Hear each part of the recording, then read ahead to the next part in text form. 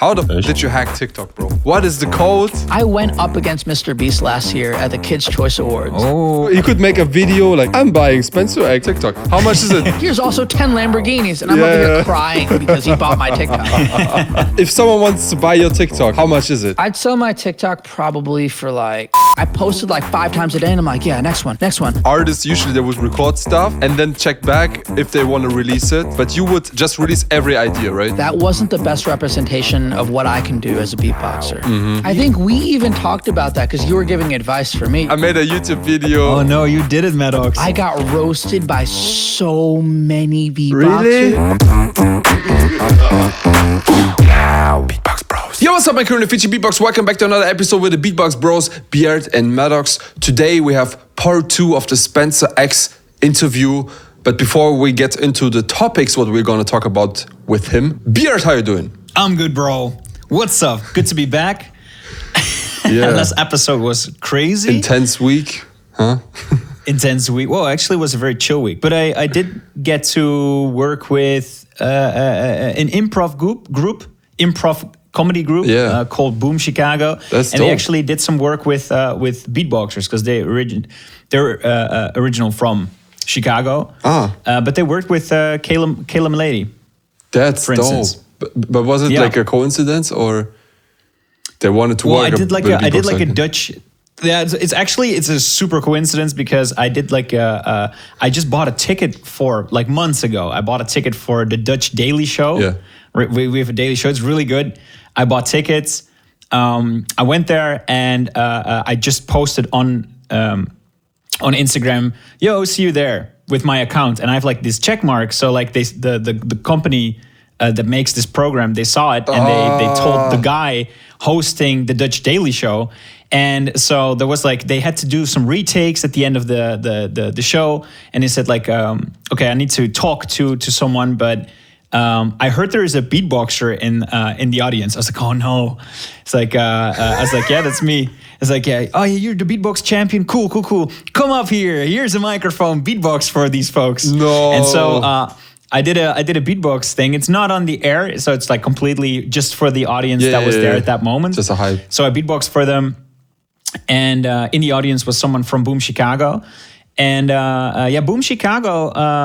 Maybe you don't know the name Boom Chicago, but they worked with Key and Peele. Do you know these guys?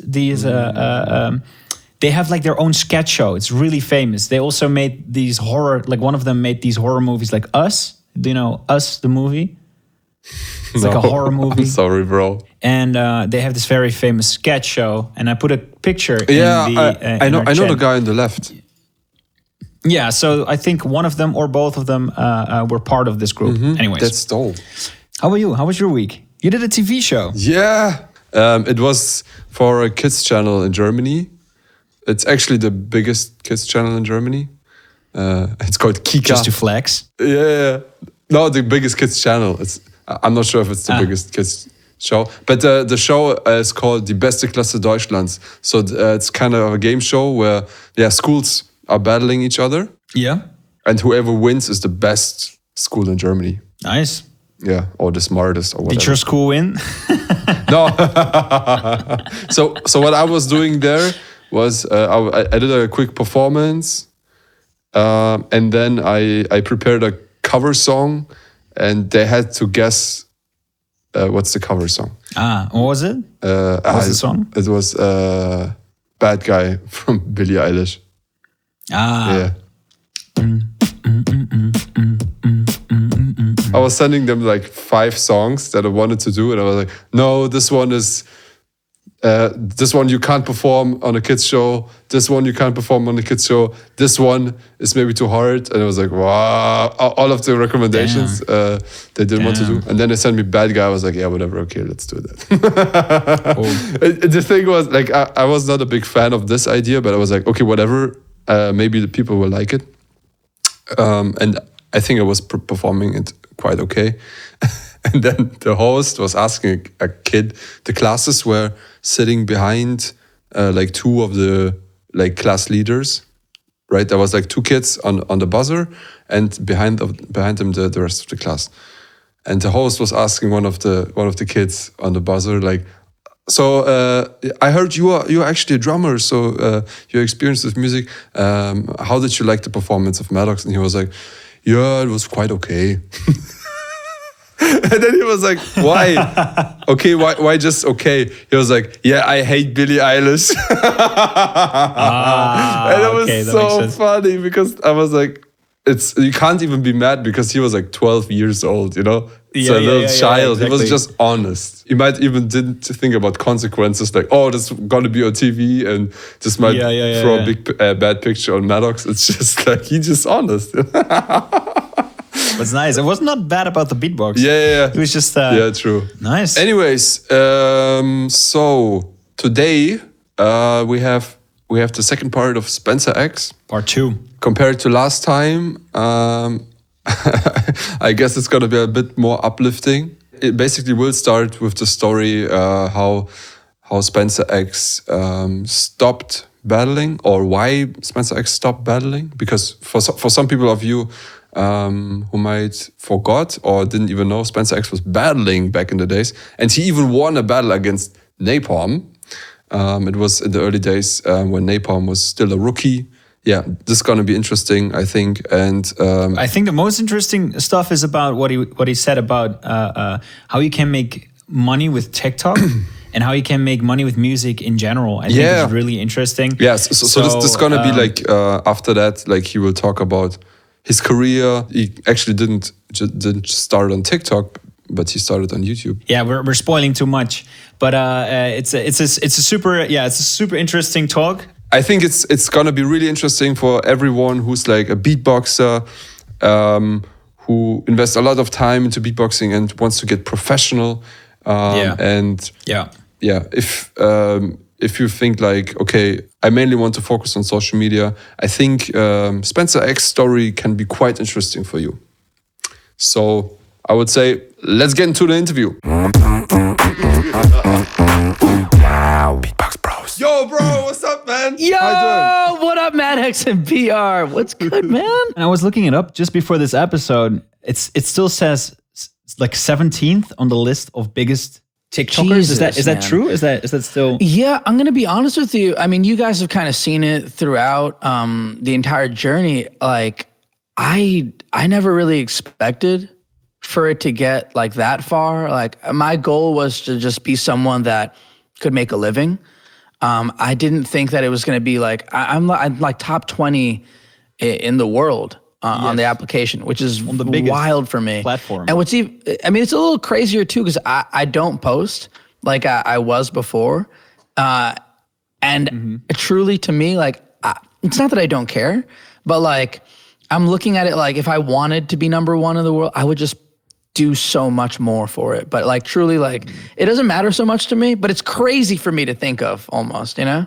But maybe that's exactly why you got successful, because you didn't feel the pressure to be the best. You know what I mean? It's 100% it, I think. Maybe that's a lot of the people that are on the very, very top there, they just work tirelessly, really, really put in a lot of effort. Like, I was one of the first people to really start posting 3, 4, 5 times a day. And I just didn't really care. Like, you know, if it got views, it got views. You know, if people liked it, they liked it. But like for me, I'm just like, I'm putting out as much beatbox as humanly possible. Yeah. And I guess it ended up working. That's kind of crazy to me for me to think. Yeah, like you started on YouTube with posting videos as well, and you kind of like when TikTok became big, you started hopping on TikTok. How was that for you? When did you? Like, yeah, man, you guys are bringing me back, man. This is, you know, I used to, at one point, I was living on the couch of Adam from Beatbox Television. No way, Adam. Remember Adam, man? That's sick. I love Shout that out guy. to Adam. Dude, it's been so many years, man. I used to live on his couch. He taught me how to edit, and he taught me how to film. Wow. And That's this is crazy. Man, how long ago is this? This is like over 10 years ago. Guys, this is a long time ago. And I learned pretty much by myself how to YouTube. And I didn't really understand what I was doing at first, but I just said, like, I got to put out a video as much as possible. And it's kind of funny, the first video that ever blew up was actually a wildcard submission for a Grand Beatbox battle back in the day. It's been deleted now. Like no one can really see it, but it did like pretty well. It was like well for the time. It had like 80K views, 90K views. Yeah. Which year was it? And it was a long time ago, man. It was that, and then there was a video where I was going for the American Beatbox Championships. Damn. Yeah. And then I just made as much content as I could. You saw my Transformers helmets before when we talked about it. Yes. But I made, like, for me, my journey was, there was always a lot of things that my parents kind of put me in as a kid. They were like, Spencer, we want you to be good. I was raised as a tennis player. So it was That's sports crazy. for everything, for my life. My dad was like, every day tennis. And I'm like, God, I wanna learn other things. So they're like, okay, fine, learn how to do chess or learn how to cook, learn this. And so throughout the entire process, I realized I was good at a couple things, but I was really entertaining. I'm like a very loud, bright like person. So I'm like, hey, I'm gonna get into acting. I'm gonna be on television, all this stuff. And so throughout the process, what I started realizing while I was posting on YouTube is it's not just the sounds and the music that are coming out, but it's also like how I'm talking to the camera, how I'm responding to people, who I am. And I learned to be a better entertainer that way. So I started like looking up like, you know, hey, how can I communicate better? How can I talk better? How can I present things better? And I think eventually the road kind of came together, and I'm not, you know, in one boat just doing one thing. I remember having a lot of conversations with, back in the day, on Facebook, man. I was talking with Rozelle and like a couple people, and they were like, yeah, man, you just got to go and do the music. Don't even be online. And I'm like, well, what? Don't be online. Yeah, he's old No, school, we bro. have to be online. And he's like, nah, man, just be in the streets and in the stage. And I'm like, no one's gonna record it? And he's like, nah. And I'm like, no, they should record it. They should probably record it. Yeah, it's probably good to practice, but Yeah, you're right. and that was at the time. You want to know, even before YouTube, there was that one voice app, Ventrilo. You guys remember Ventrilo? Yeah, that was like before Discord. Yeah, TeamSpeak, Discord. Bro, Yeah. that's when I met like, oh my God, that's when I met like Big Ben, a bunch of people, Hobbit, like that's like where it first started. And then getting onto YouTube was like where I really got to see a much larger bit of the community. Man, there's thousands and thousands of videos, and everyone really, really inspired me. That was my journey, was when I first was, you know, looking at the YouTube videos, I was looking like, oh, wow, this is really cool. Like Rozelle's on here. Who's Dougie Fresh? Who's Poolpo from France? These are really cool. And then I started getting into like, oh wow, that's Darny. Oh, that's Litos. Oh snap, there's people that's Slizzer. Like, oh man, his bass is so cool. Wow, his lip rolls are cool. That's Ball Z. That's Robeat. Like, whoa, like I gotta check out the German championships, man. And it like went way back. And I'm just glad that everyone recorded those days and they did something with it. And yeah, I mean, that was the inspiration really going onto YouTube. And then I really wanted to make films. I really wanted to like be someone that didn't just do like a freestyle. I wanted to make it conceptually cool without doing too much though. I didn't want to like have like crazy effects and like every single bit, because I wanted people to just pay attention to the idea of what I was doing. And that was my plan, I think. I was just like, hey, let me make it really, really simple for people to understand. And then let me do as big of an idea as I can and as much as possible back then. Yeah. And then, yeah, TikTok came around, which was crazy. Super cool. Man, it's funny. It's funny for me to hear that you have similar roots. Like B-Art, I think we talked about it. You also told me you started with Poolpo back then. Like Poolpo was your first beatboxer that you heard.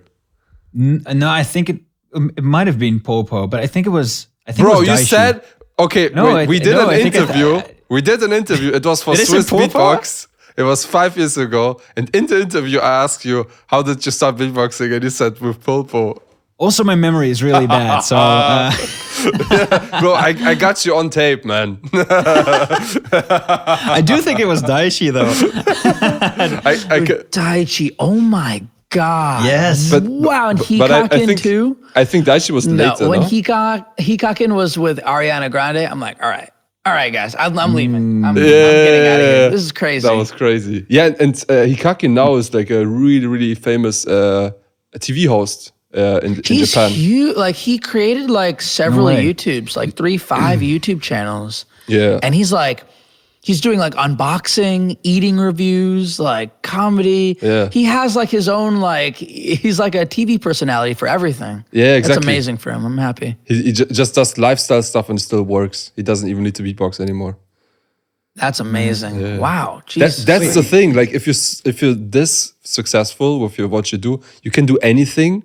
I'm gonna start a cookie and shop people right will now, watch guys. it, right? Like Snoop Dogg. Snoop Dogg, It's true. he doesn't do music anymore. It still works. He has like a cooking show. Yeah. He even has a Netflix special now, That's actually amazing. like a comedy show. Yeah, I mean, I've been approached to do like a lot of weird stuff. I'm gonna admit here too.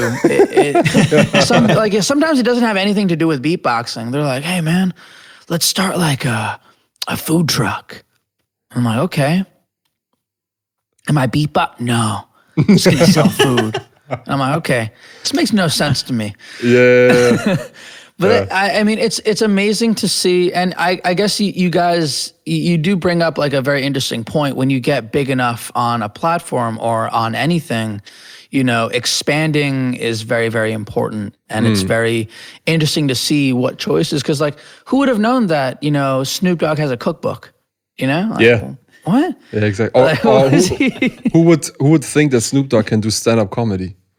This is true. This is That's true. fun. Like Joe Wait, is he Rogan doing that? came from like a fighting like standpoint, and now he's hosting a podcast and he's doing comedy. Yeah. So I'm like, Yeah. okay. Yeah, That's Joe pretty Rogan, cool. for Exactly. example. Yeah. So Yeah. you gotta expand if you want to reach more people.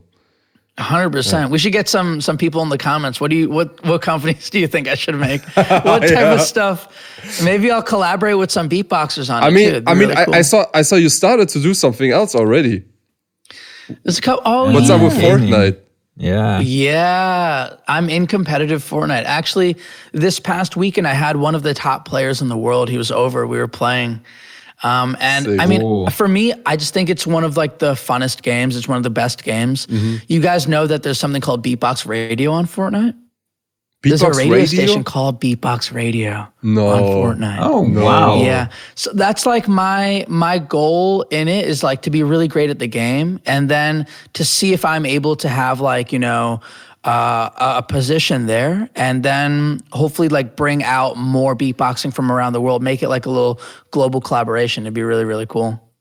That would be crazy, man. Yeah. I think it's a great game, and it's something that's like very interesting because, I mean, I never knew that I would be good at something like this, but I think because I have roots in playing tennis growing up. And so as I'm playing tennis, it's all about eye-hand coordination. So when you're playing tennis, you're looking at the opponent, and then you have to hit the ball without really looking at the ball because you have to pay attention to the opponent. And so with this game, I realized that I have to have very, very fast reaction time, kind of the same thing in order to play the game. And I mean, it's a fun game. I love Fortnite. I love Fortnite so much. Yeah, that's dope. And I mean, you're not the only beatboxer who would also do gaming. You know, Codfish also started with this. For him, it was vice versa. He does like Call of Duty, right? He's good too. Yeah. His clips are crazy. And and like this is how he got popular. Like at the beginning, no one saw his face. You would only see like game sequences. But and can you him. imagine like not knowing what beatboxing is, and you're just playing a video game, and then all of a sudden you hear it going. What? Like, Yeah, that's yo, who's that? Yeah, Bunny Fluff. Right? Yeah, exactly. It was Bunny Fluff. Bunny back Fluff. then. Yeah, Bunny man. Fluff was his name? Yeah, Yes, Bunny Fluff. Yeah. yeah. That was before. That's actually Codfish. amazing. Bunny Fluff. Yeah. That's and amazing. also, Yeah, there's a couple of gamers in the community. I know that like So Close to Toast was Yeah. part of it. Darnie also Yeah. games as well. I've been seeing him put like a little bit more gaming content Does he? together. He has gaming Darnie. content. I didn't see. You know who else games but doesn't post anything? Inertia.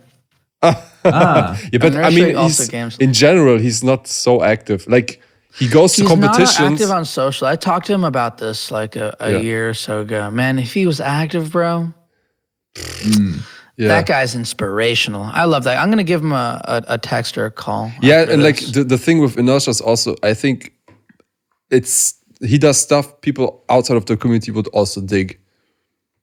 I think so. He's a really, really cool guy. He's definitely someone, everyone already has him on the radar, especially after the last GGB. But like he's a special kid. Kid is very, very special. We love that. We love that. Yeah. Man, his bass has I think there's been like maybe like 2 or 3 people that I've seen that are able to like be kind of like within like the same frequency-ish, but man, he's so special. Yeah, that guy's a special voice. Especially if you hear it live. Like I heard him battling Vokoda. It was in Germany last year. That's a good battle. And that's a fun battle. Even compared to Vokoda, he had like Vokoda doesn't have like the sub. You know, like he doesn't. Beyond. He goes like beyond 50 hertz. You know, like the sub. Now Vokoda gets really, really high. Yeah, but Inertia is able to do like those things. Yeah, so like Vokoda can do it, but not this consistent, you know? Like with Inertia. He must have been training for a decade or something, you know? Like just to get sound. frequencies like that is the first time I heard that, I like my heart, bro. I was like, yeah, it's like it's like straight up like an 808 bass. He is 808. Yeah. Inertia is 808. That's insane. Like I no idea how he does that. Yeah. Yeah. I have like a couple guesses, but like he does it so well. It's like it has to take so much training. Like it has to be the only thing you do for like a couple of years in order for it to be like he is.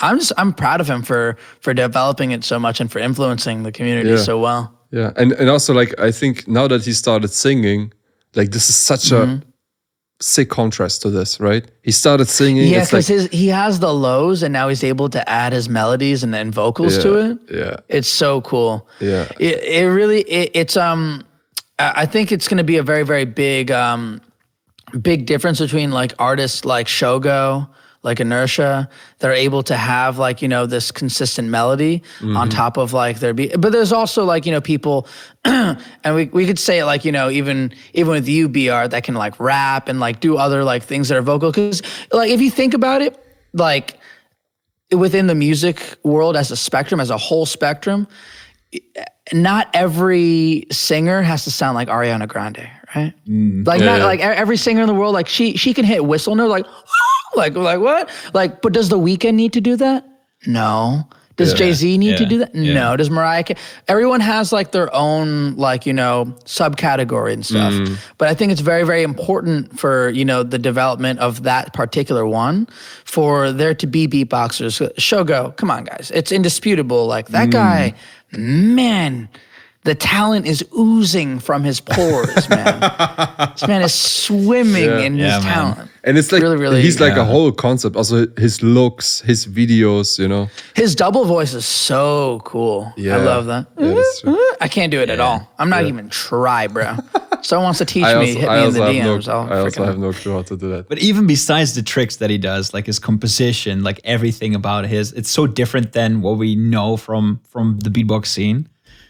Yeah, it's man, so can good. we are we like thinking like in the past like 5-10 years, like we have so many people from the Asian community be really, really heavily supported on the internet. Like if we look at like the trend from like Hikaken to Daichi to Shogo, even Soso, like there's some people that get massive amount of love in their communities. And I think that like the scene in Asia is really, really interesting. Maybe specifically in like Japan and Korea, maybe. Yeah. But like, wow, man, there's some heavy hitters. Yeah, like out there. beatboxing is on TV in Korea and Japan, like on a regular basis. What happened to Daichi? I remember when Daichi came out with the wildcard. Everybody, I think even like my mom and my cousins and stuff were like, "Have you heard of Daichi?" And I'm like, "Yeah, I mean, it's a big video." That's funny. Doesn't he live in the States or? He lives in the States. No. I mean, he's in I thought he Japan, would- bro. Really? I'm pretty sure. He came to America because I remember For a little while, yeah. I remember he came and I saw him in New York. We all did like a big collaboration with him. Man, that was a long time ago, guys. Yeah, because I know he showed up at like the national championships just to watch. He wasn't even a judge. I was like, oh, does he live? Yeah, or and did he live there for a little while? I remember he met like Verbal Ace and a couple other people there in New York. Man, that was crazy. That was really, really crazy. Yeah. Those are the days. Anyways, bro. So we prepared some questions for you. Yeah, Absolutely. Yeah, I would love to dive in. I'd love for people to get to know me. I mean, you pretty much already answered some questions I had. One more question that I have for you. So, if you want to make a living with beatboxing, what do you think? If you want to make a living with beatboxing, what you need to do is the first thing that you need to do make a TikTok account. is you make a TikTok. It's sound oriented, and it's something I learned when I was on TikTok. So here's an interesting fact about me.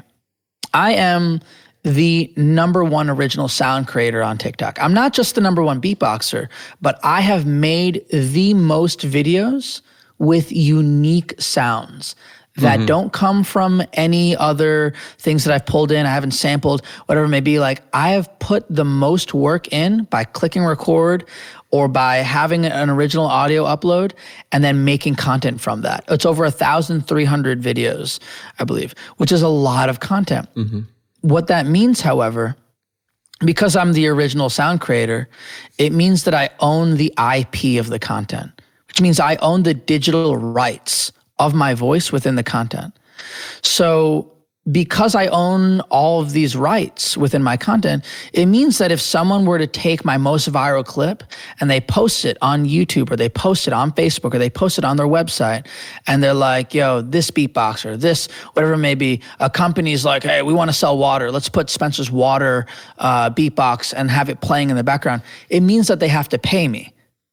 Yeah. It means they have to pay me because because I own the content creators have to find a MCN or a digital rights claim so that they can go and look out for their content.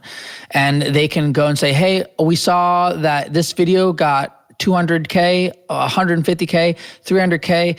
You have a total of 10 million. You need to get paid for this stuff.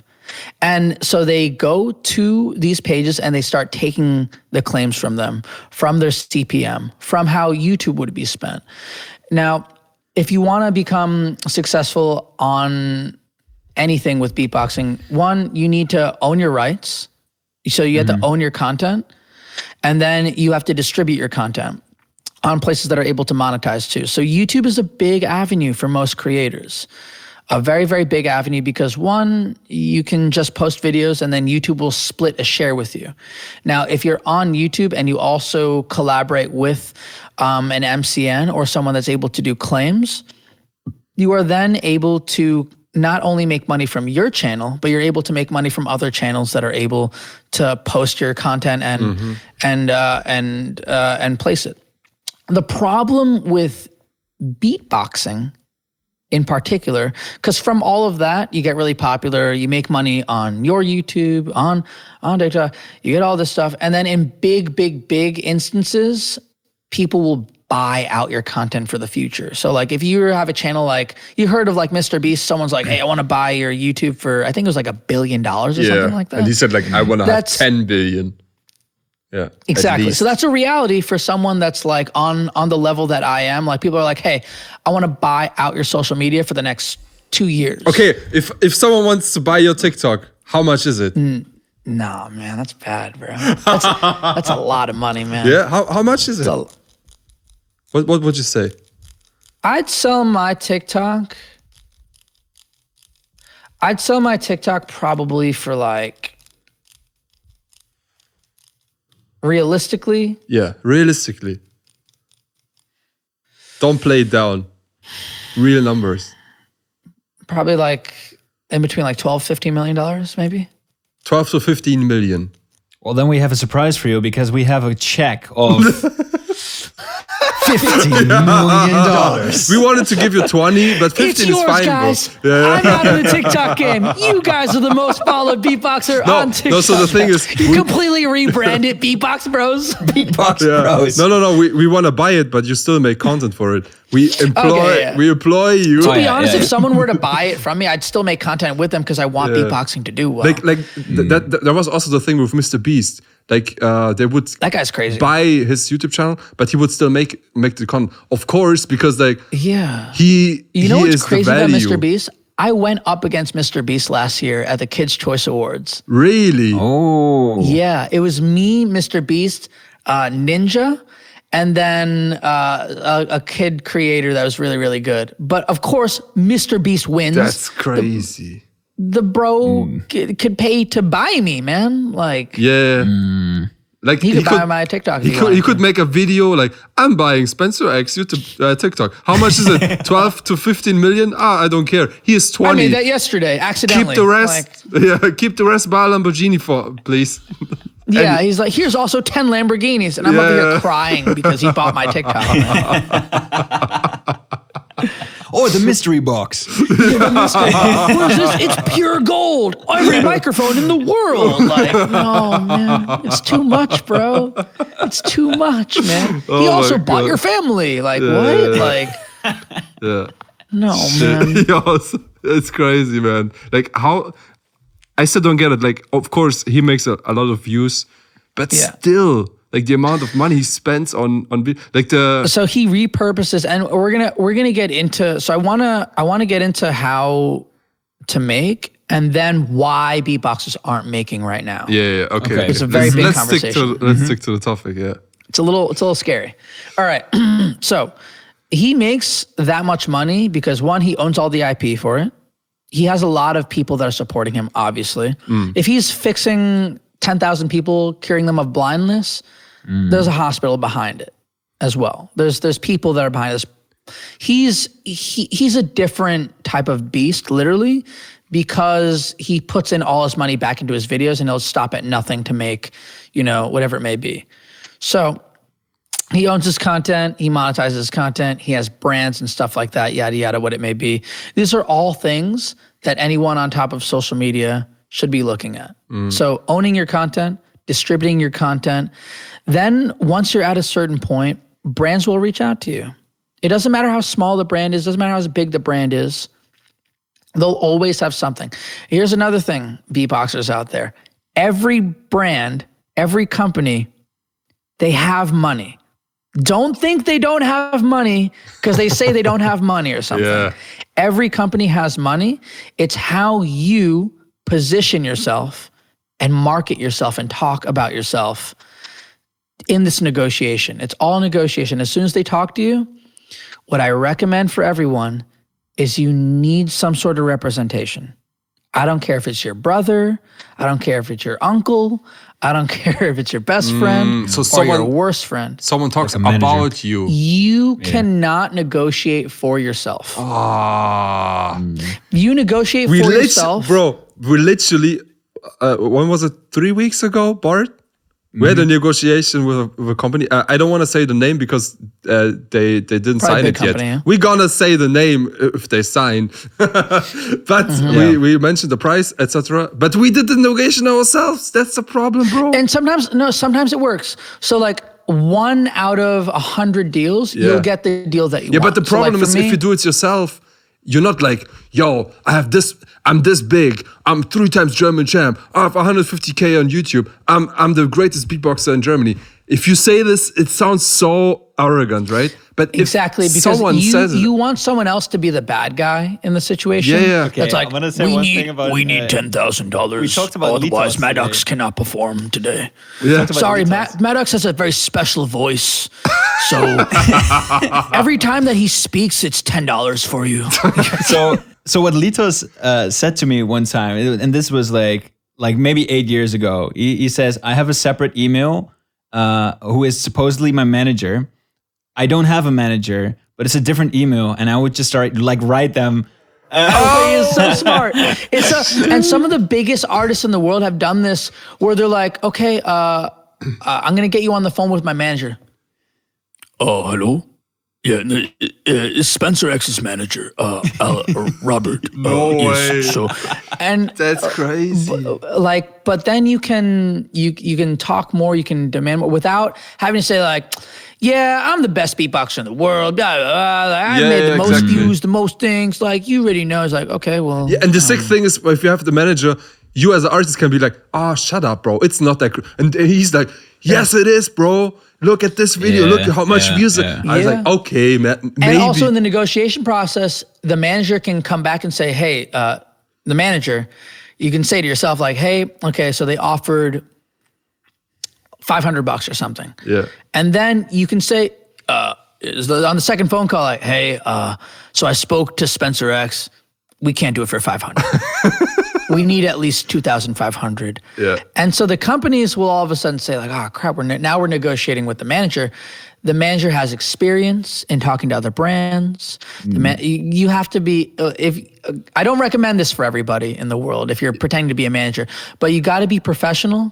You gotta have like good points. You gotta have your accolades and everything down, because when it comes to the business, like these guys expect you to act like other managers. If a big company in the world, like Sony or like, whatever it may be, AKG is contacting you and wants to do something with you, they expect you to speak to them like a professional at the end of the day. And what's not professional is, AKG, I'm the biggest thing in the world. I got all the views and all the stuff. They're like, okay, well, there's a lot of people that have a lot of views. Yeah. Why should we work with you? And so you need to have that down packed, because you can't be unprofessional at the end of the day. When you're looking at work in general, in any job, you want to be the owner. You never want to be working shifts. You never want to be working for less pay than you're worth. If you're working at a restaurant, you don't want to just settle, hey, I'm going to be the very, very bottom person. You want to be a server. You want to make the most that you can. Maybe work your way to manager, maybe work your way into the system there. What a lot of beatboxers and a lot of people don't understand is like, when you're not making any content, you don't own anything. Yeah. So you are an employee. Guys, then. Make original content. Bro, exactly. You see, BART, originality, it's haunting us, bro. In everywhere. It's what I said from the beginning. Yeah. It's originality. It's originality. It's all about originality. You're right. Make original content. One more question that I have for you is, how the f did you hack TikTok, bro? What is the code to hack TikTok?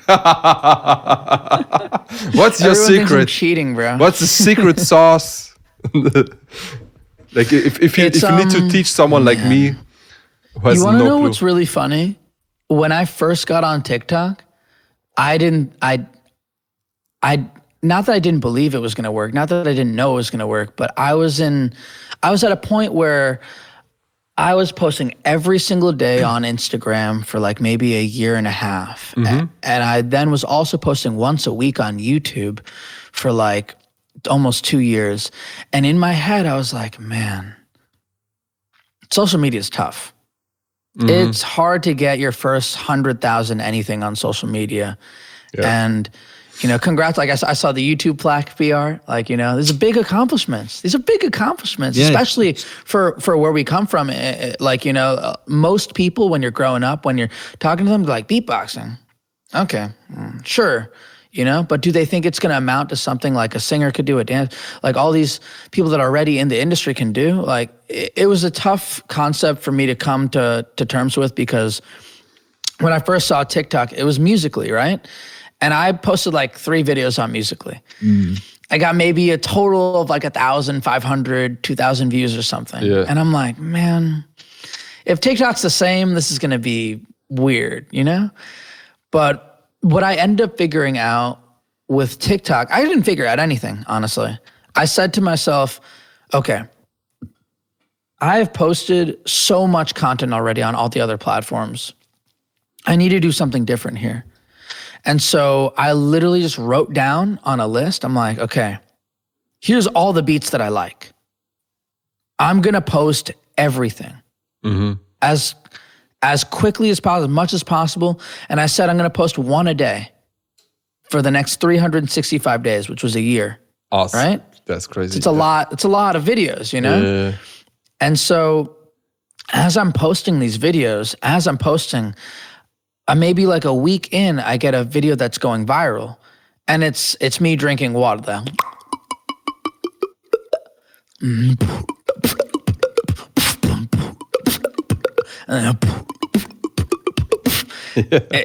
You know, like I was like, I love the sound. I didn't know that it was going to be such a viral sound that people really paid attention to. And like, because in the beatbox community, that sound's been since forever, you know, like, and you know, someone that actually really inspired me with that sound was Robeat. Robeat in the German championships when he was up against Alberto and a bunch of other people. I remember that it was really, really inspiring. And so that was a beat that like I was kind of developing or like looking at for a very, very long time. And I put it on TikTok. And guys, when I say like it was not professionally recorded, like I was in my bathroom in Texas where the cars were on the highway right next to me. The door was open, the air conditioning was on. Like if you look back at that video, I think it's my second or third video on TikTok, gotta scroll all the way down. You will hear that the audio is bad. Like there's a certain frequencies humming. I don't think you hear cars per se, but there's a lot of white noise in that video. And the lighting is terrible. Like you would think that a video like that, like, hey, it's not like, you know, it's not the best video on earth that it would go crazy. But then it started picking up. People started losing the sound. And I didn't even know how to use TikTok. I didn't even know that anyone was using my sound at all. I didn't do anything. I just went back and I commented, oh, hey, thanks, man, thanks. So people use this sound like back then. So at the bottom of the sounds, you can kind of click on the actual sound. Yeah. And for those that are listening that maybe aren't on TikTok, you can click on the actual sound. And then it takes you to a page where a lot of other people are either using your sound or like are as part of the sound. They're using some part of it and they want to give credit to the sound or something like that, right? So within that, I found, I think like when I first got on and I clicked on the sound for the first time, like 2-3 weeks later, there was something like 10,000 people that used the sound. And I was like, oh my God. That's crazy, yeah. That's a lot of people. Yeah. I didn't even know that anyone even liked me on this app, you know? And I just started posting. And as I was posting, what I realized was I could do more than just post once a day. And so by September, I started posting like 2 times a day. Then it got to 3 times a day. Then one time I did 7 times a day. What? Then one time I did 9 times a day. And you start seeing, it's like, yo, whoa, like how much content, like what are you gonna post next? Like how do you even, and that was like, I wasn't even thinking about my next content. Like the next day would come and I'm like, all right, I gotta make more content today. I don't even know what I'm gonna do. I'm gonna light my hair on fire and like eat hot sauce. All these crazy ideas, they came out of nowhere. Like I was in my mind, I was just thinking like, man, beatboxing's so new in the world. I know that like if kids are really into the content, if people, adults, grandmas, all these people, they're gonna wanna see something that's a little bit different than what's been online for the past couple of years. Yeah. And so I started making challenges with my friends. I started making challenges with myself. I started putting VFX on it. I started putting different things. At one point it was COVID and I was challenging myself in the mirror. I was like, I was doing so many different types of content. And I think my goal was to just really get out there in the many different types of ways that I could. And so like some days I would record like so many things and I would have like different types of shirts on so that I can record more types of content. And I can like, it was crazy. I'm not gonna lie. It was like, I went through so much so that I can basically just show all the different sides of me that I like. Like I love the cooking. I love the acting. I love the comedy. I also love like the intellectual, like just like breaking down of different beats. I had like a board where I'm teaching like little beats, and sometimes I make it funny. Sometimes it's not really that funny, but it's more like a, like slap your knee, like kind of comedy and whatnot. Like slapstick. And at the end, I ended up showing myself in a light where a lot of people definitely supported and looked at it as like, wow, like he's not only beatboxing, but he's really bringing his personality out, and he's really, really changing a lot of things for what people saw as beatboxing. I didn't need to eat 10 spoons of hot sauce though before I beatboxed with that one video. I don't recommend anyone eat 10 spoons of hot sauce, because after I recorded that video, immediately went to the bathroom and I almost threw up it was so bad, man. Wow. That's crazy. 10 spoons of hot sauce. After like the 5th spoon, I was like, my stomach does not like this type of content. I'm not doing 11 or 12 spoons. This is the end of this type of content. Wow. But you see, what I had to do was I kind of like had a base, and I really, really started doing stuff. And then I had to figure out what was the maximum point to a lot of things. Yeah. And it's not a question that you've asked me, but something that I even want to bring up is I think I went too far. With the hot sauce, for a lot of different types of content that I post, and I want to publicly say this was one question on my list. Like, is there a piece of content that you highly regret? There's a lot of pieces of content that I went too far with. I'm sorry, Beatbox community. I really just like wanted to do as much as possible, and then it not only was me, but I had like a little bit of a team. Like I had a video producer and an audio producer, and they're like, "Yeah, man, it should sound like this," and I'm like, "Yeah," and I was just like, I wasn't even thinking. I posted like 5 times a day, and I'm like, yeah, next one. And then I looked back on it and I'm like, I hate this. Yeah. This is bad. I mean, there was pretty some much pieces of content. I mean, it's pretty much like artists usually they would record stuff and then check back if they want to release it. But you would just release every idea, right?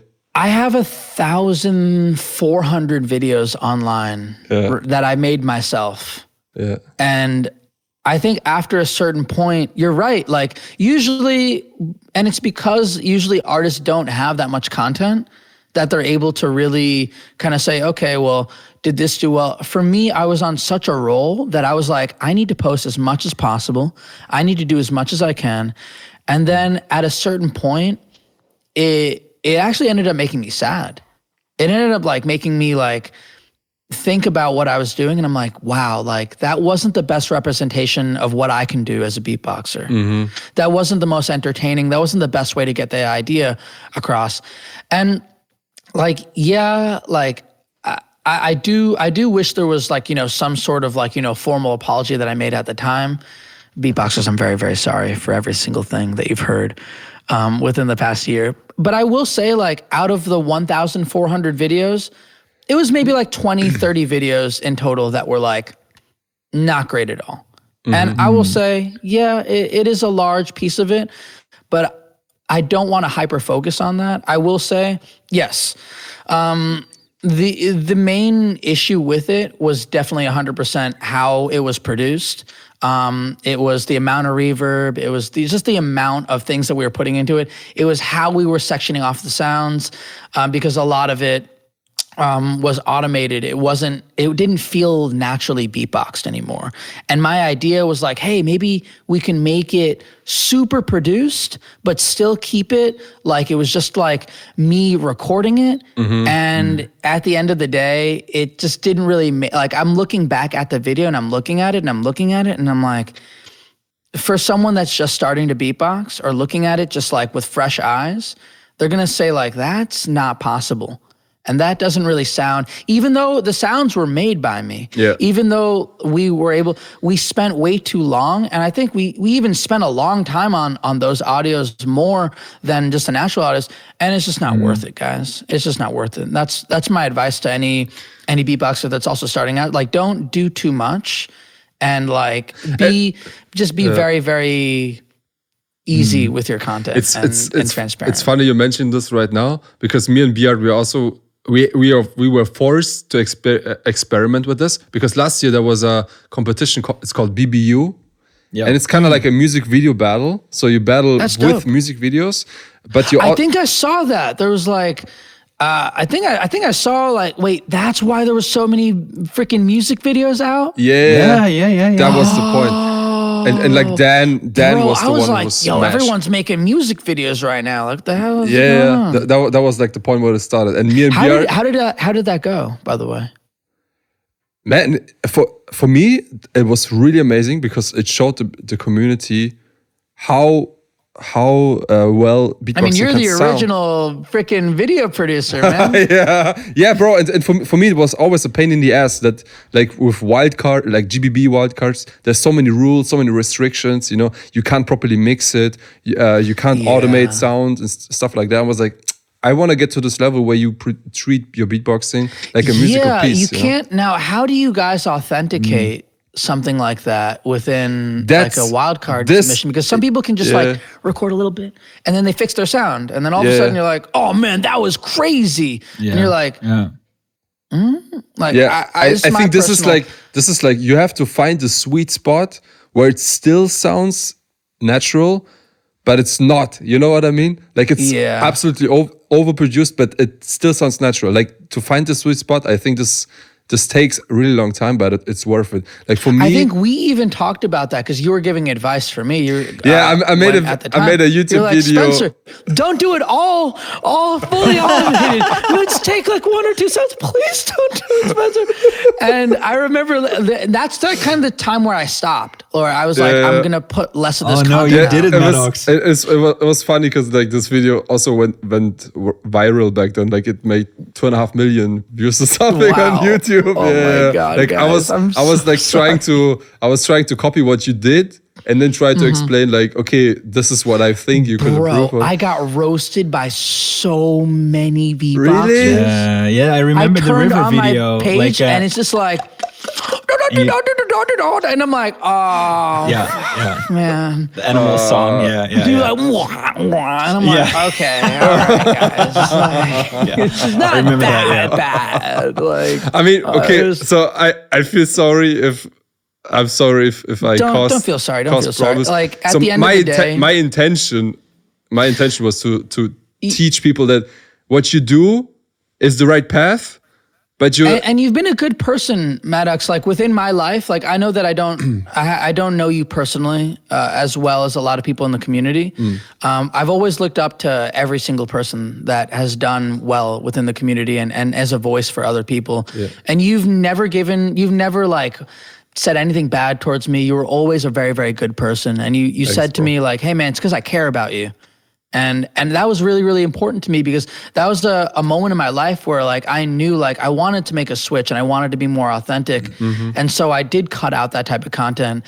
And I said, like, hey, like, I got to have my heart where the community is. And I know that Madox really, really cares about these people. And he cares about me.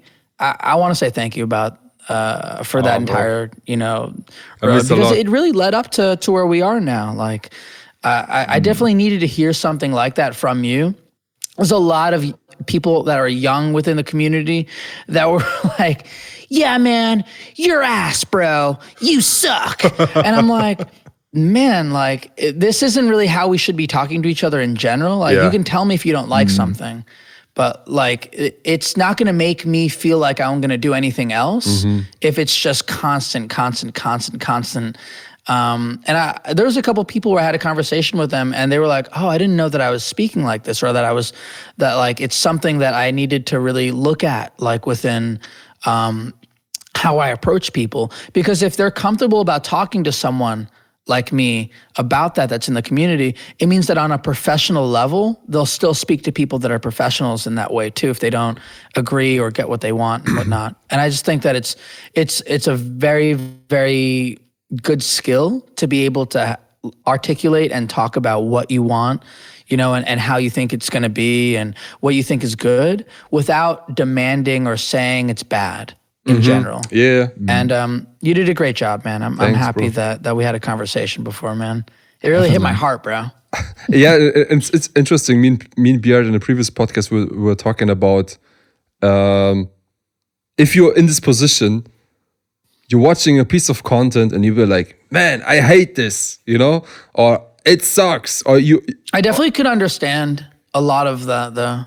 Yeah. There's probably a lot of, because you can think about it too. There's a lot of beatboxers that don't make content at all. A lot of beatboxers that have been underground and they're so skilled. Most beatboxers, bro. Like even the big ones in the scene. I'm happy that like Zero came out like this year. Now he's making content because like he was always underground. Yeah. You know? But I mean, even like people like River doesn't post as much. He's like top 2 beatboxer right now in the world. So smart. French beatboxers are all freaking crazy, man. Yeah, they crazy on stage, on the mic. They have sick routines, but most of them lacking in like in the ability to create amazing content. Like like Collapse is and an it's exception. not even like the social skill behind it. It's just like getting yourself to click on record, and then for you to say like, okay, whatever is going to come out right now is going to be my very best. Yeah, and then if it doesn't work out, you do it again. Yeah, being consistent. And then if it doesn't work out, look outside of the box. Look outside of the beatbox. You know, what else can I do instead of just handing in wildcards? Shit. You know, that's the thing. Yeah, man. Yeah, 100%. People can't only focus on a wild card. They can't only focus on a routine. They have to put it out there. And you know, in my experience of talking to a lot of beatboxers in my life, the reason for why they don't want to put it out is because they don't want people hearing their techniques. It's like a secret routine that no one could ever figure out. And you're like, bro, only put like a little bit of it. Exactly, this happened with me, Collapse, and River. Like Collapse and River, they have a tag team called Rock Wave. Yeah. And I invited them to my place. I was like, guys, let's come to my place. You spend 2 weeks here. We record a whole album of all your routines. We're gonna put it out. Amazing videos. You will have content for a whole year. And they'd be like, sounds good, but we want to keep our routines for GBB. I was like, man, you gotta do it now. I mean, that's a good discussion that we're having right now because it really separates entertainment from sport. Mm-hmm. Yes. Like, it's indisputable that Collapse is one of the greatest percussionists in the scene. Yeah. Man, that guy does rhythms. Like,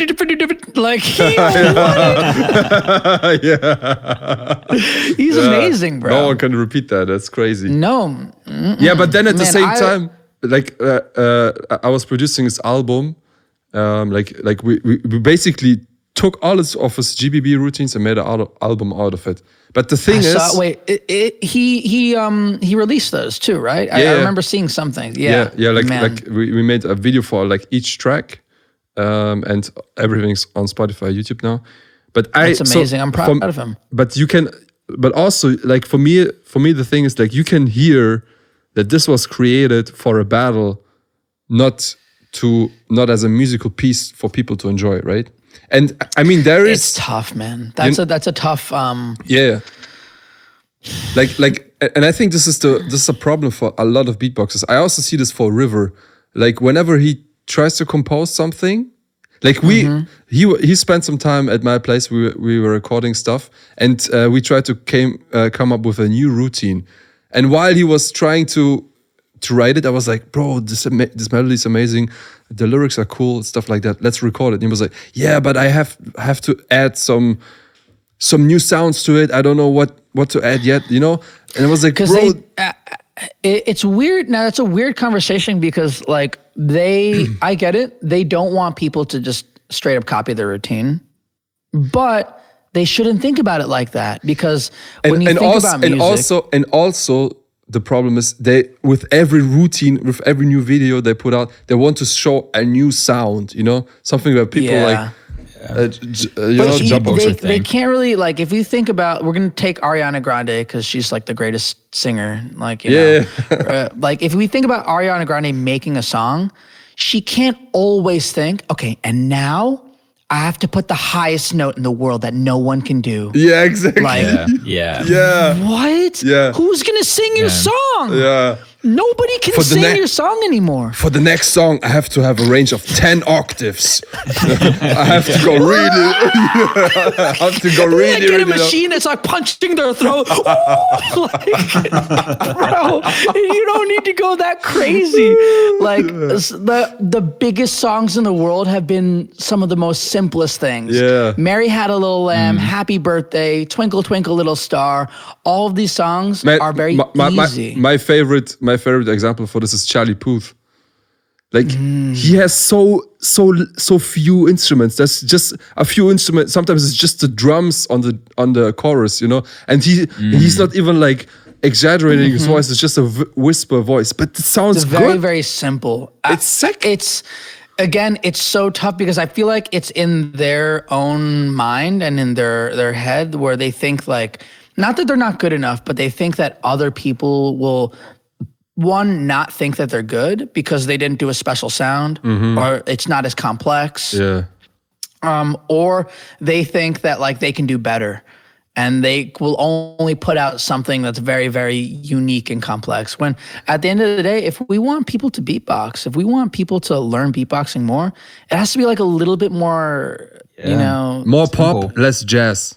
Yeah. I mean, a little bit. But like, here's the thing too, like we can't take out all of the claves, the rhythms, like all of the percussion, because like that's what makes beatboxing. Yeah, for sure. Yeah.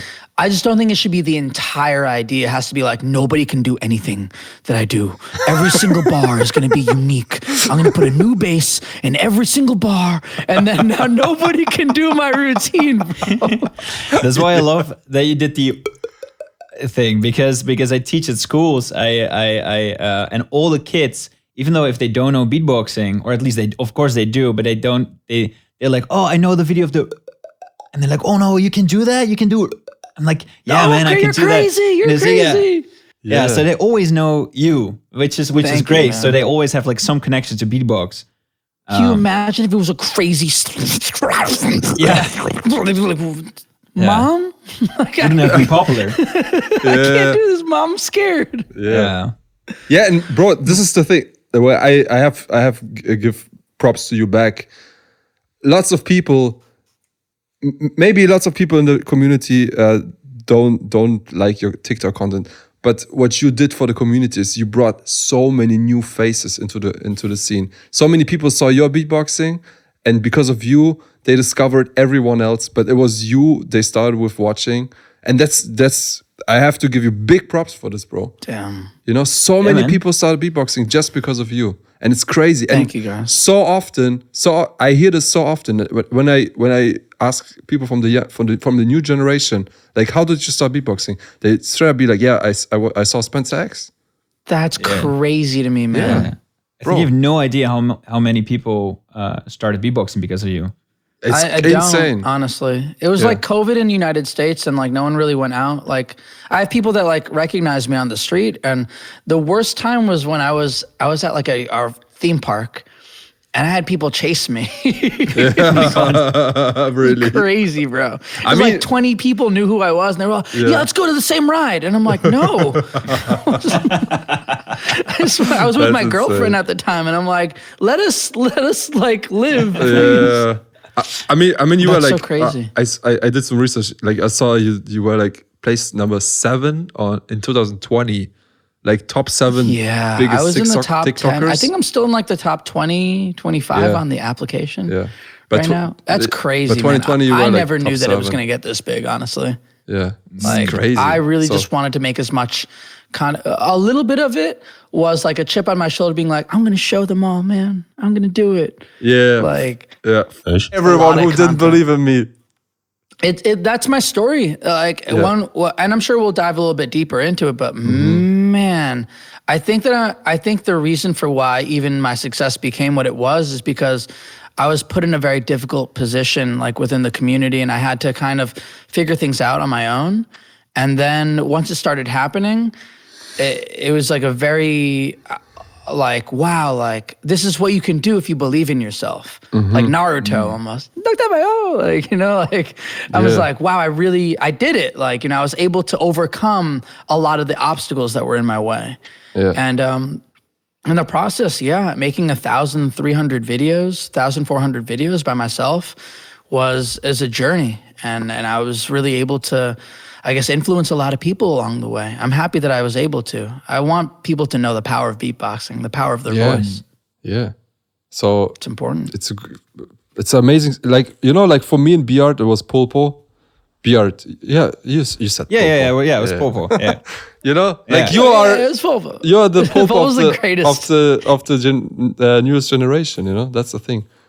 Yeah, like whatever happened to Poolpo? Can we talk about Poolpo for a second? He was singing, I think, right? So I remember Firebrush told me the story. Like he was after like his huge success when he went super viral on YouTube. I think he had like 50 million views, and back then this was like today 1 billion views. Right? Dude, like YouTube 50 was really million new. views In like 2006, you know. And then he got successful. He had TV shows, etc. Wow. And then he went to the French champs, and he competed in the he French competed champion? at the French champs after like his big success. And the thing was he was convinced that he's the best beatboxer and no one can beat him. No. And then there was I forgot his name. He was also at La Cap B-Art. Maybe you can help me out. A French beatboxer. I'm looking at this wiki right now, and it says something similar as what you're saying. He was battling a guy in the finals, and the guy destroyed him. But I don't remember. It was Davon the player or something. So he like ended his career. Okay. Yeah, it says something like Joseph is infamous among some groups of beatboxers for another reason, using other beatboxers' routines and claiming them as his own. Okay, that's another thing. It's not healthy. It's not good. Yeah, that's another thing. He does a lot of covers. Covers. When you get into a battle setting, it's tough, man. Me hearing that he competed in the French championships is wild. Yeah.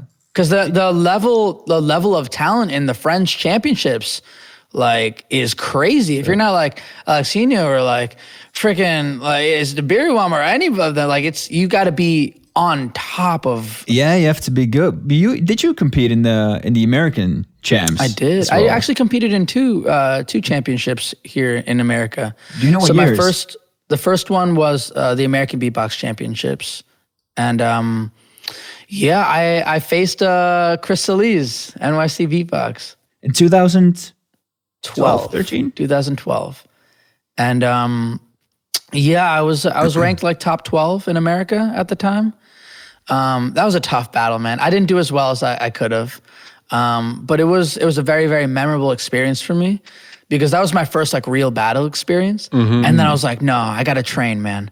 I gotta train. I gotta be better. And next time I gotta really knock it out of the park. And then I think the next year there was the Midwest Beatbox Championships, and I participated in that. And afterwards, you stopped battling. Yeah. So that competition was very eye-opening to me. Which year was Midwest? Which year was the Midwest Beatbox Championships? But which year? Which I think Napalm's like a 3-time winner of, if I'm not mistaken.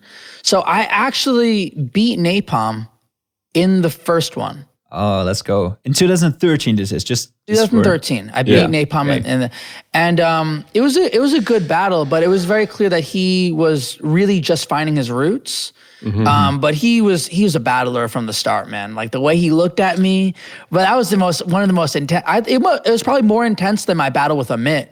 Like he was convinced that he could do what I was able to do, but he wasn't able to at the very, very end of the day. But he put up the best fight, I want to say, out of the battlers that I was up against. Oh, that's crazy. But yeah, I faced. It was an international competition too, because BBK was there. There was a couple other beatboxers that were in the ring, I got second place to Amit.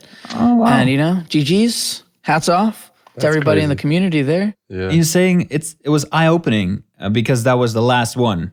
That was the very last competition that I did.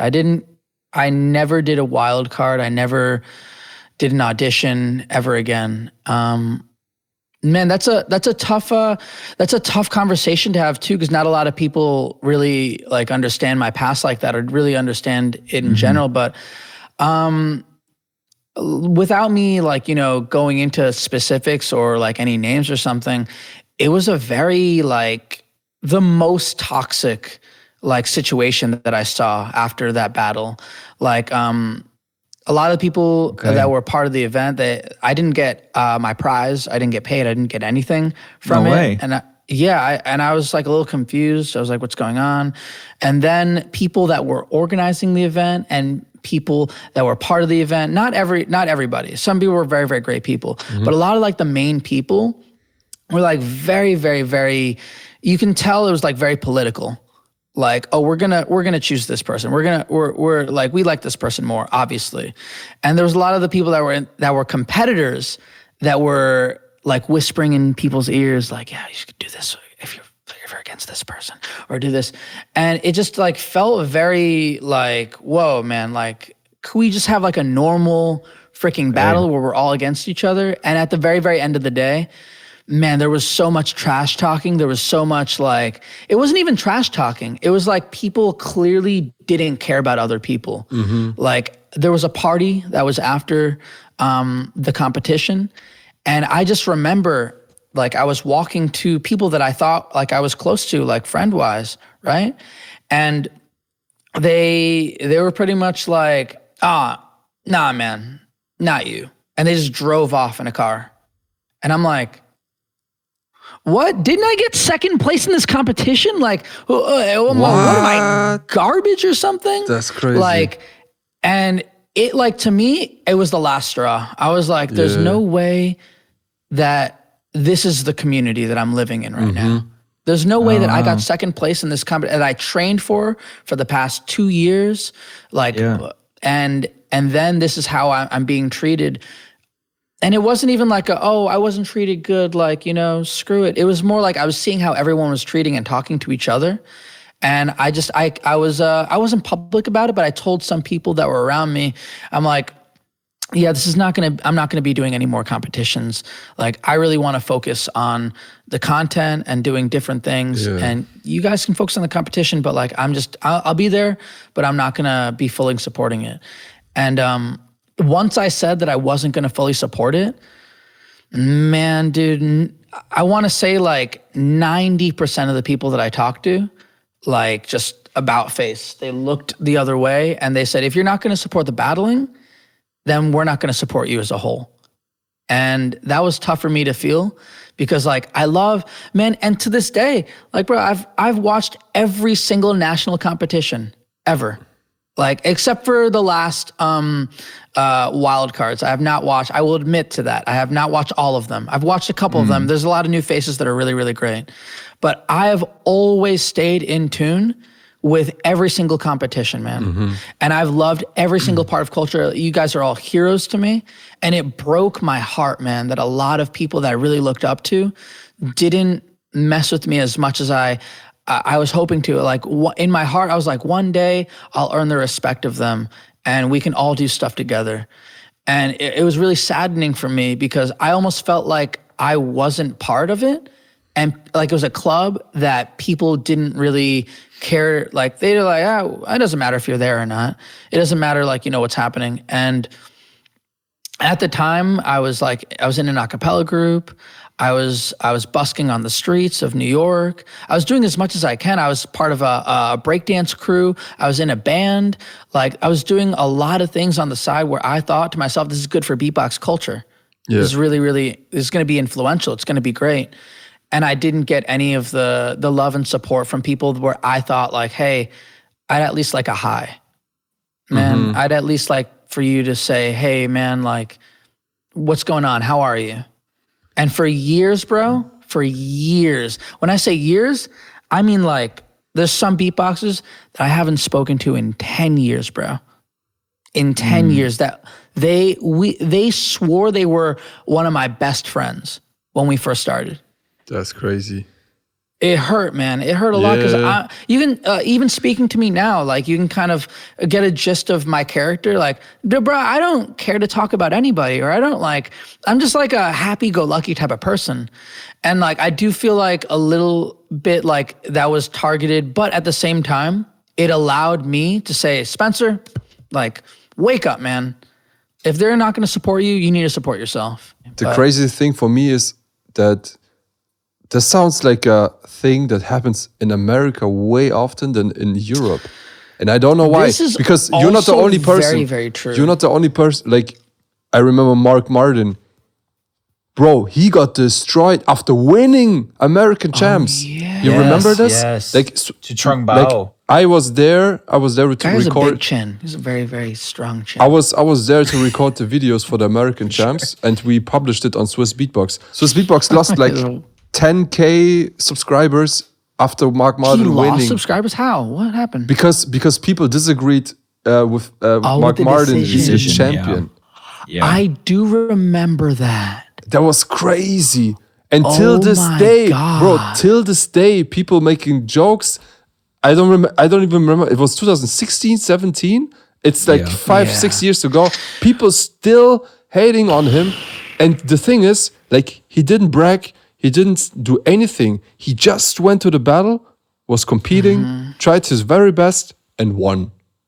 Like, he didn't say I'm the greatest. Nothing. He was just No, competing. he wasn't cocky about it at all. He was just, This is a very interesting conversation because we get to talk a little bit more about how a lot of people are affected here. And it's definitely, you are 100% correct, at least like in my experience, because I've only spoke to a handful of people. But although I wasn't necessarily part of the culture itself, after my rise on TikTok, there's been a lot of people that have reached out to me and said like, hey man, it doesn't feel right here in the community. There's some people that are very, very mean. Like the types of content that are being put out are very, very detrimental to a lot of people's careers. There's even girls in the community like Misfire. There's a lot of people. Mr. Wobbles. Hershey. Like, yeah, Wobbles too, that are completely mistreated. I will even say, and I won't say who, how, and what, but like people like Inertia also feel this sense of community that's like breaking and it's not like fully there. And they've spoken to me about it. And bro, like in my heart, like I'm like, whoa, man, it's not right for someone to feel this way. I was on live 2 days ago on TikTok scrolling, and there's this one guy, his success comes from TikTok. He doesn't have like a lot of followers, but I showed up in his live and I showed support. I was like, hey man, like keep it up, good beats, bro. And he's like, yo, Spencer's here, that's crazy, man. Like, thank you. And I showed up a couple hours later and he didn't know I was there, and he was talking about the community. And he's like, yeah, man, personally, I don't even like to talk about it. There's like nobody that supports me in this community. Like all I got are you guys that are watching me right now on my live stream. And I don't even want to talk about it because like I'm gonna be like, it's gonna be hateful and stuff. But like there's not a lot of support that I'm getting. And I'm looking at it and I'm like, man, this kid is grinding every day, bro. He's always on his live stream. He's posting a lot of content, and he gets his love and his energy from the people that are in his chat that are saying, man, sick beat, bro. That's awesome. I love that. Do more. And like, that's the type of confidence and that's the type of energy that every beatboxer in the world needs, man. When we're making our videos, when we're live, when we're posting, we need like, you know, people that are cheering in the stand. If this is a sport event, if this is the Olympics of beatboxing and we're in the stadium, like, you know, there has to be some etiquette, a little bit of etiquette, because like when you're in Madison Square Garden, when you're LeBron James, whatever it may be, and you're shooting your free throw, bro, you can't have someone with a megaphone in the stand be like, you suck! Bro, and then the entire match, every 10 seconds, you suck, you suck. Like, bro, like, get out of my chat, please, bro. Yeah. Like, who are you? What are you doing? And then a lot of these kids, it doesn't have to necessarily be this person, but a lot of kids that are getting new to beatboxing, they're looking at it and they're like, man, like, how am I going to be successful if the only way that I could be successful is maybe through a battle?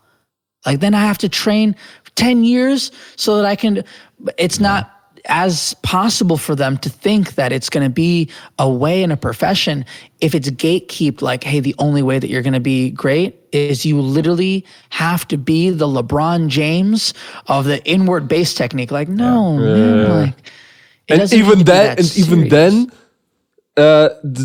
you might not be successful at all. You know, even then you can win. Even like the top 10. You can win GBB. You think about this. There's singers. When I was in an a cappella group for 4 years, when I was in bands for 4 or 5 years, like I was it's crazy. I was part of a bluegrass band. I was part of a Caribbean rock band. I was part of a Russian rock band, death metal. I was part of a cappella group for like 4 years. Like all of these different bands had their little bit of differences within jazz, within, I played with trumpet players, trombone players, double bassists, violin players. All of these people had different perspectives on beatboxing.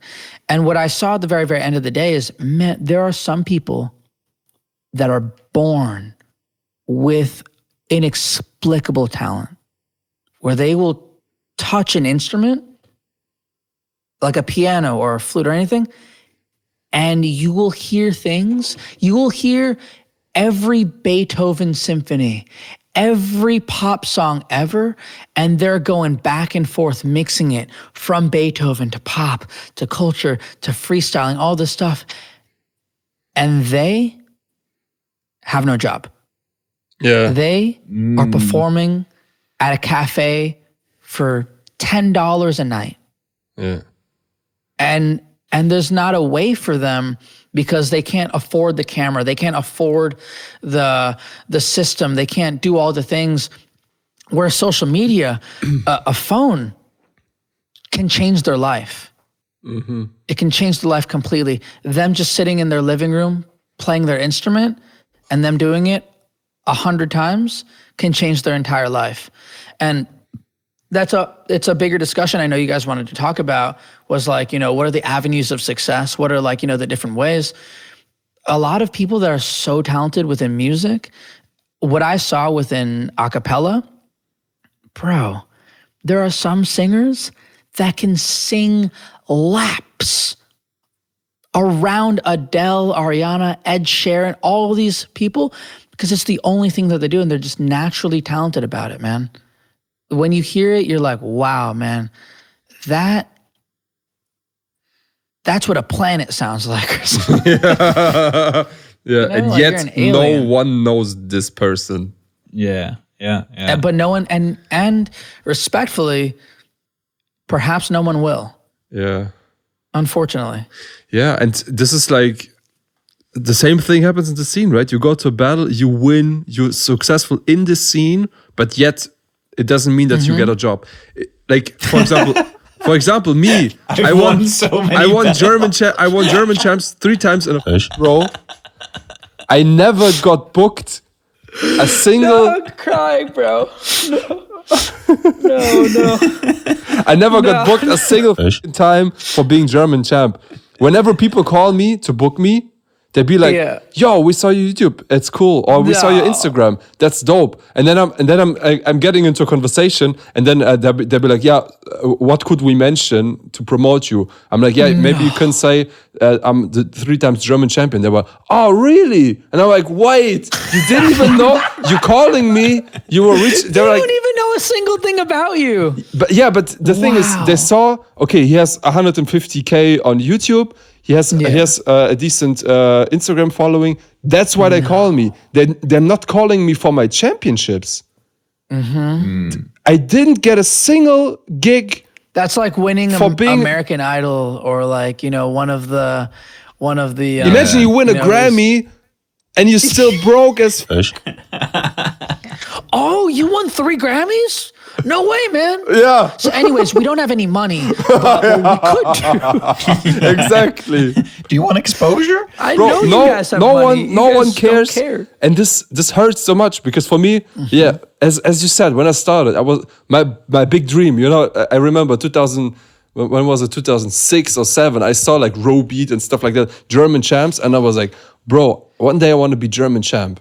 And then I'm going to perform on a daily basis. I want to do performances, They practice. Won German champs once, twice, 3 times. He said 3 times in a row. In a row, bro. I'm not going to lie. And I still, and still, people like Row Beat. No, dude, 3 times in a row is crazy. Hold on, man. 3 times and still no budget is crazy, right? Man. No, they need to increase the budgets for beatboxing in the world. Nothing, man. bro. That's not fair. Nothing, bro. And still, like Row Beat, for example, right? Like he had one really big TV appearance.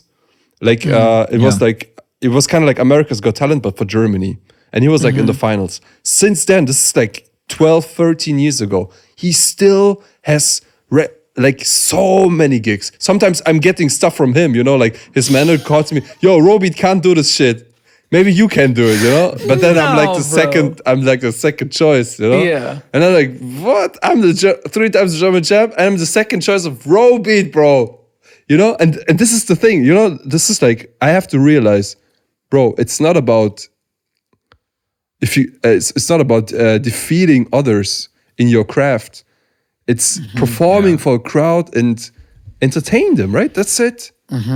Like people don't want to see that. That's a good conversation to have, because some people, you can tell when they go out and it's into battle, it's not to verse them, it's to verse themselves. Yeah.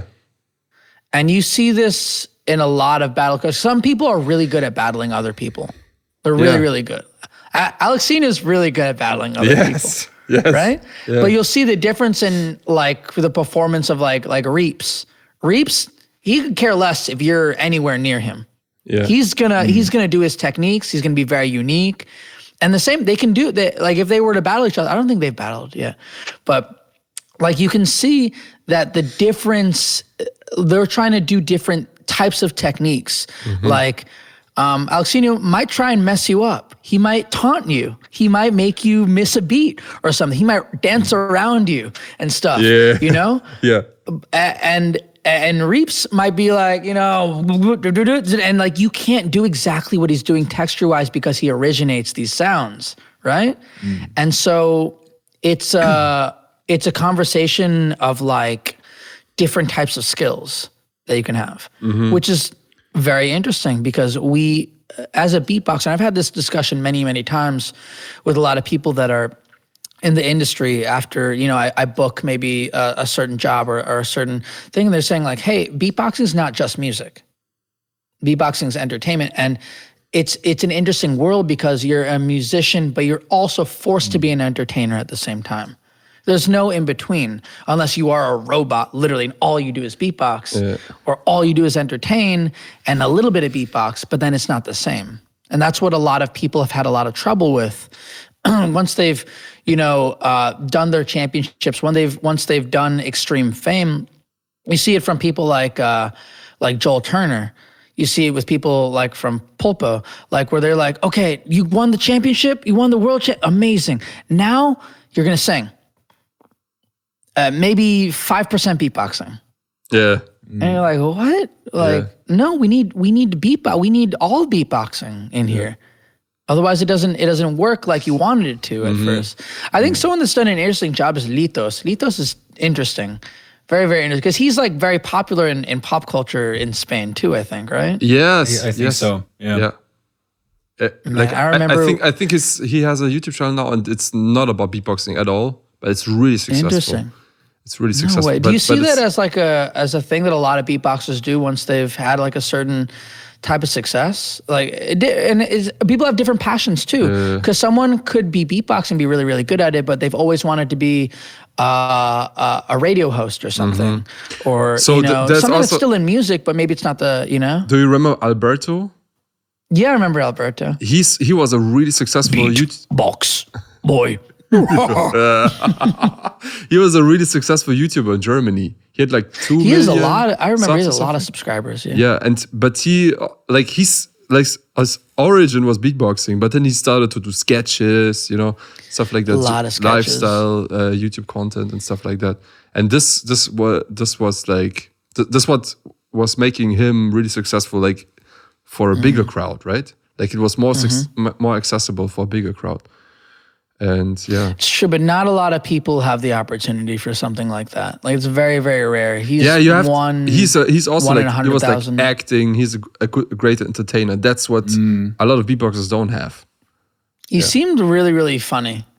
Really funny too. Yeah, it was funny. Yeah, like as you also, like he had videos where like that was like not the greatest part of his career, you know, like some cringe stuff, but also he inspired a lot of people to not only start beatboxing, but also to start YouTube.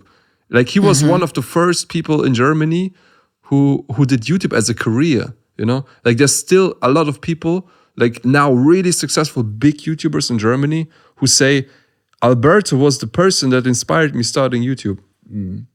That's crazy, you know? That's like, he inspired people. And I think that's also with you, you know? You're like one of the first really big people on TikTok. And I think nowadays you're not only inspiring people to start. Man, I'm giving so much props. But yeah, you have to get these props, bro. You have to get these props.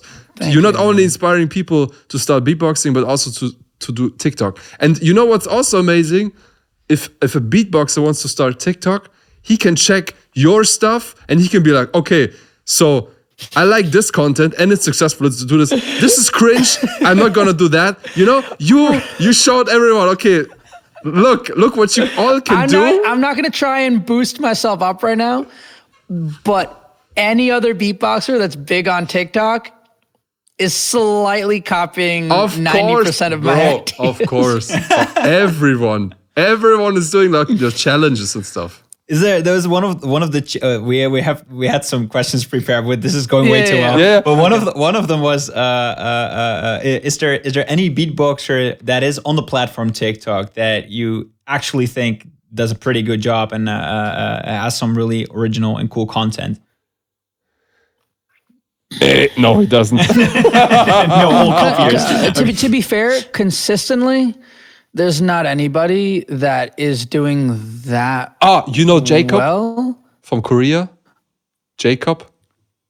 I gotta check out his TikTok. He hasn't been on my For You page. Spell his channel out for me. I'll check it out right now. JCOP, Jacob. Yeah, he's doing somewhat similar stuff. He should be pretty big. Jacob and Co. JCOP? Jacob. I think so, yeah. JCOP. JCOP. Jacob. Oh, Jacob. Yeah. I know Jacob. We're friends on this. Okay. I was wondering. I love him. I love him. I think that I do think that most of his content does come from a lot of stuff that I've done in the past. I think that he has a good way of communicating it. Do I personally think that he's one of the best? I have a different perspective of what's the best, I think. I think that he does really well within his market, but I also think that he's gotten a lot more successful because I've stopped posting so much. Yeah. So it's hard for me to kind of give him a big prop because everything that he's done and is doing, I've already done years before in the past. And it's not the same type of notoriety as like performing with Alicia Keys or like Jason Derulo or doing like the Billboard Choice Awards or being on a Netflix movie or being Forbes 30 under 30 or like all these big accolades, they come from getting outside of the app. And I think something that he's really concentrated on is just trying to get as many views as possible. And he hasn't really concentrated on his overall appearance and overall business. But I do think that in Asia, it's different there. I don't know how it is. He might be hired for a lot of different jobs. But I will say, in order to impress someone like me, I think that he had to be a little bit different. I think that he's good, but good is different than great. And I would consider someone like Marquet, Mark, which you've reviewed on your channel, a lot more original and a lot better. As in Mark Perez, right? Than even someone that is posting that much content, just because it's a different type of market and it's more marketable for me. However, Marquet does not post at all. This guy's gonna be 50 the next time that he posts. Yeah. We can't have that happen. Yeah, but that's crazy. Like he doesn't post for like 3 years and then he posts something and still gets viral. Yeah. I think it's also a thing that because beatboxing is not so well known, that you're able to have like something, and I don't think it's going to be forever, however, because the competition for people that want to be online and want to be unique and want to be great, they're taking inspiration from Marquet. The next Marquet is 7 years old right now, and he's working his hardest. By the time that guy is 14, 15 years old, he's going to be better than all of us. Yeah. And I want him to. I want him to. I want to start something with some beatboxers and really, really put that on a platform and do it really, really well. Do I think who's someone that Berry is, Worm. like, What about really Berry Worm? Berry Worm's great. I love them. I think they're great. I think they probably would be. And I think they're unique up because it's like a group and they do is. like It is really 100%. high quality covers. And I've been in contact with a couple of them. I'd love to do a collaboration with Berry Worm. And not to say that I wouldn't want to do a collaboration with Jacob, but it would make more sense because he's doing the exact same thing. So it was like, what are we going to do with the exact same thing? Yeah. Where with Berry Worm, I could be like, okay, well, now we can get more creative on the music side and we could mix entertainment and music together. Yeah. And have something a little bit more special. You can offer each other something. Yes. Yeah. I think that Berry One would be a close second. If not at least in the top 10 within beatbox channels that I'm looking at on TikTok for sure. Darnie's really funny on TikTok. Yeah. Well. I like his content, man. That guy must be like one of the funniest people in like funny. The world, man. That guy has to joke and troll so hard, man. He has a lot of ADHD energy, but it's funny. It's funny to hang out with him. I like the videos he makes, man. I'm just like having a normal day, and all of a sudden there are 100 Darnies, and I'm like, yo, what? Yeah, and he does crazy stuff. Like he's hosting for MTV Singapore right now, I think. Oh, I love that for him. Yeah. I think he's a good representation. I put those two in my top 10 for sure. Yeah. 100%. Yeah, and he has a great mix of like he's also really active in the community. The thing with Darnie is he always like steps out of the community, does his thing.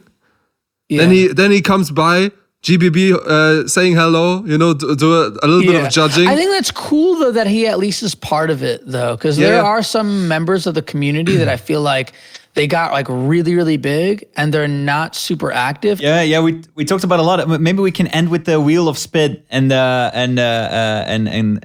close it off. Okay, I've heard about this infamous wheel of spin. I'm down. We call it the wheel of spit now. We used to call it like the last episode. It was the wheel of death, and then someone put in the comments, call it the wheel of spit. I mean, we should call it wheel of spit. Yeah, spin the wheel, bro. All right. Yeah, here we go. Wheel of spit. What is it? Can you read even? I gotta burn B-Art? Yeah. How do I burn me up?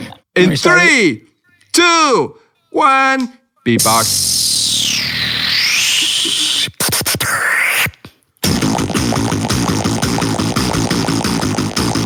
Yeah.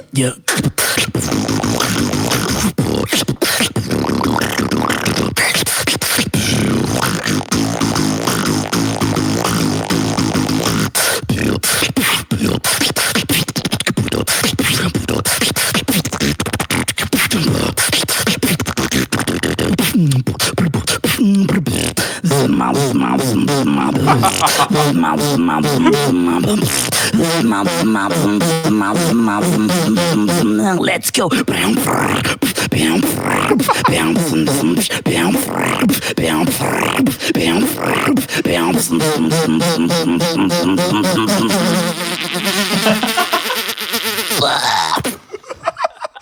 That's time. Sick. I would say it's a proper diss, bro. Legend, bro. Legend. Let's go. That was a proper That was burn. perfect. That was funny, bro. That's funny because I spun the wheel just before we started recording, and it said burn Madox, and now the second time it's burn. Yeah, That would have been harder. It's a small chance. Yeah, man. I had to do the zimma. Yes. Yeah. Yes, man. Iconic, man. It's originality, you know? Yes. Yeah. Yeah, it's the eyebrow TikTok clip. Oh, no, bro. Beatbox Bros. All right, so this was part 2 of the interview with Spencer X. Quite interesting, I think. Before we close this podcast, B-Art, I wanted to quickly talk to you about the previous video because we didn't talk about the results, or how do I say, the outcomes of this video at all. Like, what kind of responses do you got, or what is your feeling now after after the video. It's funny. As soon as we released the video, I got so much messages on and like tagged stories, and like people were reposting, and I think I was expecting.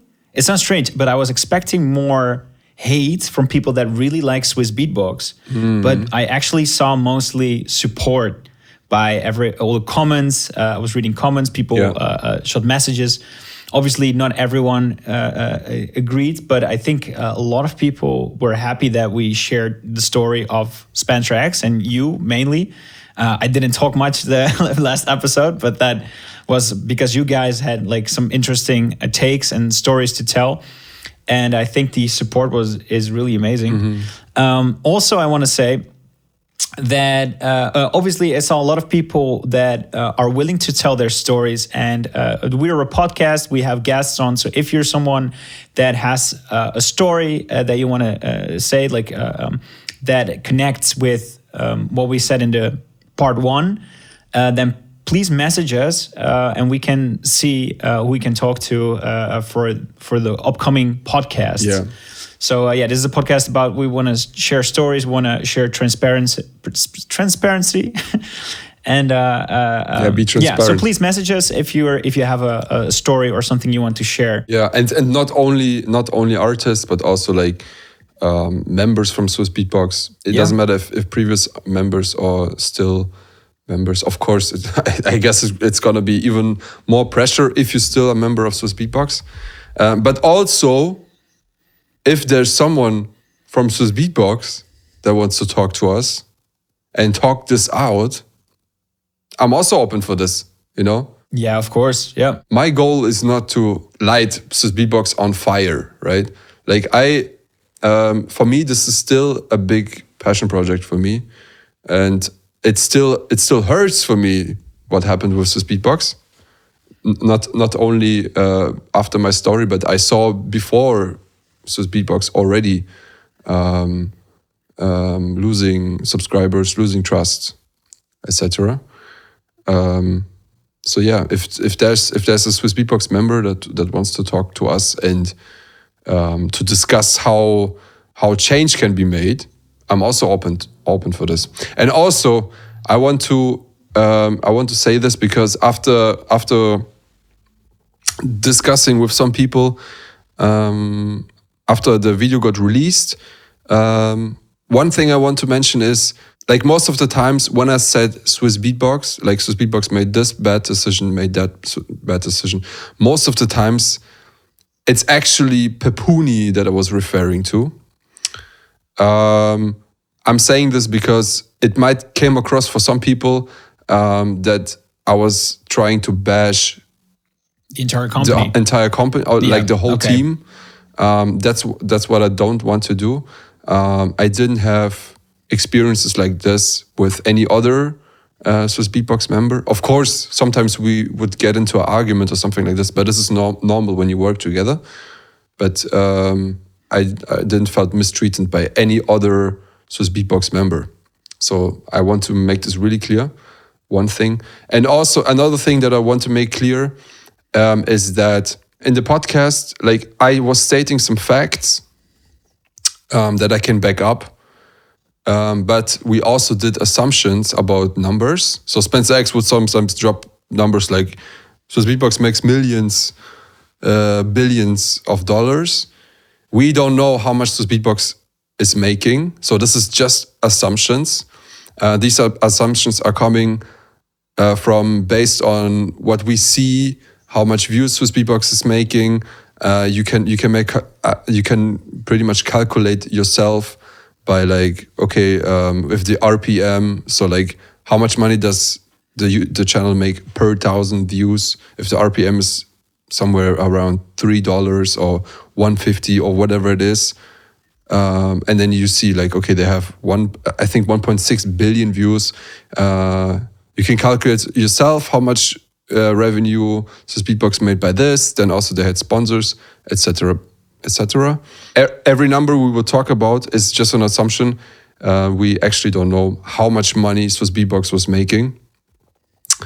But I think like if I'm looking on my channel, if I'm looking how much money channels would make with this size, I think it's pretty clear that Swissbeatbox, or at least Pepuni, was maybe, especially after GBB 2019, not really suffering financially. I think they made a lot of money with these videos, and this was my main critiques: making this amount of money, but not paying the team properly. And here I can only talk for myself. I don't know how much, for example, Sinju would get paid. I'm just assuming that he was paid really badly also. I know that Shazam didn't get paid enough, because why else would he leave Swissbeatbox then? Because he was really passionate about what he was doing there.